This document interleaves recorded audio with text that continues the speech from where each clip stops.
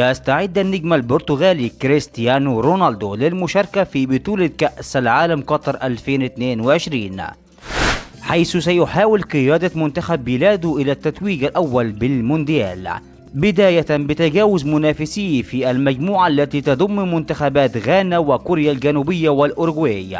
وسيحضر رونالدو للمرة الخامسة في نهائيات كأس العالم، لينضم إلى عدد من اللاعبين الذين تمتعوا بشرف المشاركة في الحدث العالمي 5 مرات، ولكنه يستهدف دخول التاريخ من بوابة رقم قياسي جديد يعزز به الدون رصيد الكبير من الإنجازات التاريخية. ويحتاج البرتغالي إلى هدف وحيد حتى يدخل التاريخ من بابه الكبير، إذا أن التهديف سيجعله أول لاعب في تاريخ المونديال يسجل في 5 نسخ مختلفة. ورغم أن رونالدو بعيد عن الرقم القياسي المسجل باسم الألماني ميروسلاف كلوزا، حيث سجل 7 أهداف فقط في المونديال، إلا أن هذه الأهداف على قلتها توزعت على 4 بطولات إلى الآن. وسجل البرتغالي كريستيانو رونالدو هدفا في نسخة 2006، ومثله في نسخة 2010، وهدفا ثالثا في نسخة 2014، قبل أن يبرز في نسخة 2018 ويسجل 4 أهداف،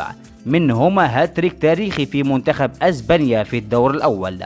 وأمام كريستيانو رونالدو فرصة كبيرة لدخول تاريخ المونديال وترك بصمته، كذلك فإنه قادر على تحطيم الرقم القياسي المسجل باسم أوزيبيو، الذي يملك الرقم القياسي في عدد الأهداف للاعب برتغالي في نهائيات كأس العالم.